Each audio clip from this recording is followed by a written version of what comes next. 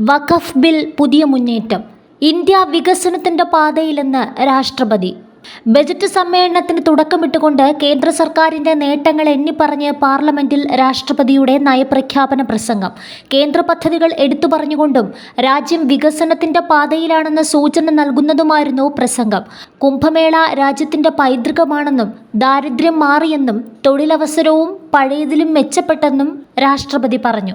കുംഭമേളയിൽ ദുരന്തത്തിനിരയായവർക്കും മരണമടഞ്ഞ മുൻ പ്രധാനമന്ത്രി മൻമോഹൻ സിംഗിനും ആദരാഞ്ജലി അർപ്പിച്ചുകൊണ്ട് തുടങ്ങിയ നയപ്രഖ്യാപന പ്രസംഗത്തിൽ സർക്കാരിന്റെ നേട്ടങ്ങളും കേന്ദ്ര പദ്ധതികളും എണ്ണിപ്പറഞ്ഞു. രാജ്യം വികസന പാതയിലാണെന്നും കുംഭമേള രാജ്യത്തിന്റെ പൈതൃകമാണെന്നും വ്യക്തമാക്കി. വഖഫ് ബില്ലിനെ സർക്കാരിന്റെ പുതിയ മുന്നേറ്റമെന്നാണ് പറഞ്ഞത്. ലോക നിലവാരത്തിലുള്ള അടിസ്ഥാന സൗകര്യ വികസനം നടന്നു. ലോകത്തെ മൂന്നാമത്തെ ശക്തിയായി അതിവേഗം വളർന്നുകൊണ്ടിരിക്കുന്ന ഇന്ത്യയിൽ സാമ്പത്തിക വളർച്ച അതിവേഗമുണ്ടായി.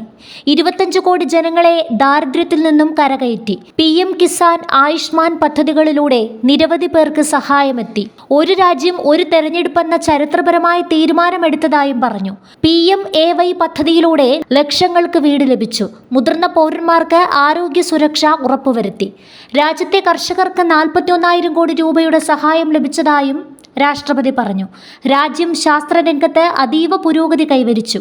ISROയുടെ പരിശ്രമങ്ങളെക്കുറിച്ചും പ്രസംഗത്തിൽ പരാമർശമുണ്ടായി. സ്ത്രീശക്തിക്ക് പ്രാധാന്യം, സ്ത്രീകളുടെ ഉന്നമനത്തിനു വേണ്ടിയുള്ള പ്രയത്നം.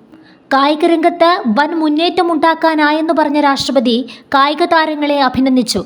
ഖേലോ ഇന്ത്യ യുവാക്കൾക്ക് കരുത്താകുന്നതായും വിലയിരുത്തി. ഒളിമ്പിക്സ് വേദി ലക്ഷ്യമിട്ട് രാജ്യം അതിവേഗം മുന്നേറുകയാണെന്നും രാഷ്ട്രപതി പറഞ്ഞു. ഡിജിറ്റൽ രംഗത്ത് രാജ്യം കൂടുതൽ പുരോഗതി നേടിയെന്നും സൈബർ സുരക്ഷ ഉറപ്പാക്കാൻ സമഗ്ര പദ്ധതികൾ തയ്യാറാക്കിയെന്നും ദ്രൗപദി മുർമു പറഞ്ഞു. മേക്ക് ഇൻ ഇന്ത്യയും സ്റ്റാർട്ടപ്പ് ഇന്ത്യയും യുവാക്കൾക്ക് തൊഴിൽ നൽകുന്നതിൽ മത്സരിക്കുന്നു. AI ടെക്നോളജിയിലും രാജ്യം ഏറെ മുമ്പോട്ട് പോയി. സൈബർ സുരക്ഷ ഉറപ്പാക്കാൻ സമഗ്ര നടപടികളുണ്ടാകും. മെട്രോ രംഗത്ത് വലിയ വികസനം കൊണ്ടുവന്നു.